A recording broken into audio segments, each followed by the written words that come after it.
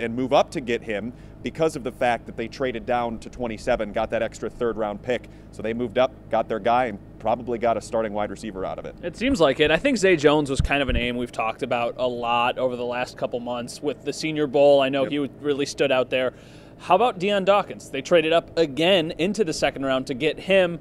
What can fans expect? I feel like the consensus was a lot of people like the Zay Jones one. The Dion Dawkins one, maybe 50-50 with the fans. Well, it's just because you didn't really know about the offensive linemen past the first couple. I mean, we all kind of knew about Garrett Bowles from Utah and Ryan Ramczyk from Wisconsin, maybe even Cam Robinson from Alabama, who went early in the second round. But once you got into the second wave, it gets a little bit tougher because, offensive line isn't a sexy position. That's not a position everyone knows about. And, most people looked at Dion Dawkins, and by most people I mean, national draft analysts, look at him as a potential guy that moves inside to guard. Now, I'm not saying that that's maybe not where he ends up, but when you look at him, and when I look at these guys, I always look at it from a Buffalo Bills lens and maybe what they might be looking at, what they might value.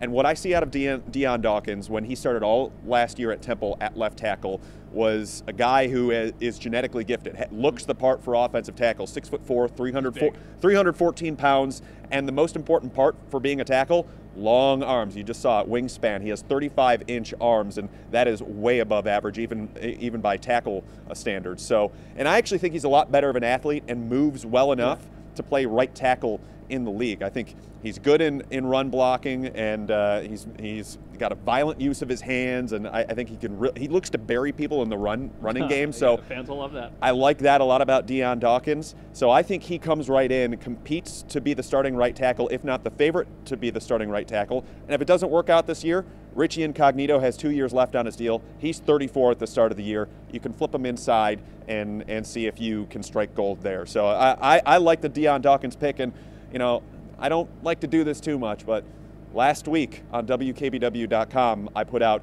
my top 5 offensive linemen that the Bills could target on day 2. That's where I saw it.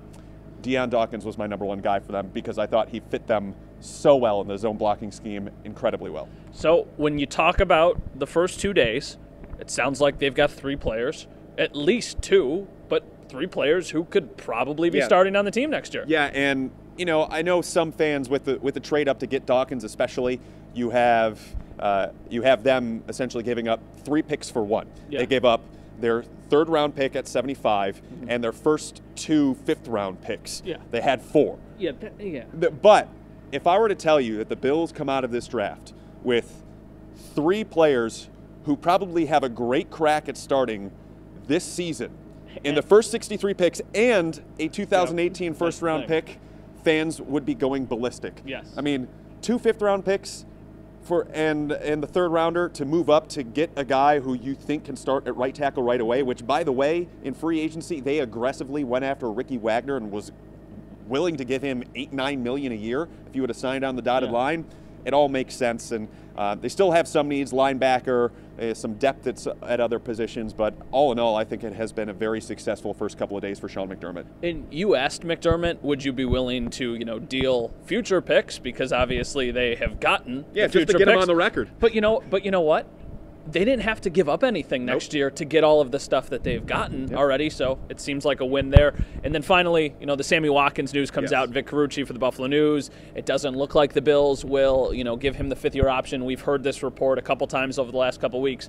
You don't like that decision? No, I don't. And, you can go both ways on this specific issue, but to me, the only reason that they're not giving him the 5th-year option from a business standpoint is if for some reason he injures himself so much in the course of this next season that 5th-year option automatically guarantees. Now, for those that don't really know the ins and outs of it, for the 5th-year option, that does not automatically guarantee into the next year's salary cap until the start of the new league year, which would be in March of 2018. So effectively, the deadline to pick up that 5th-year option is on May 2nd.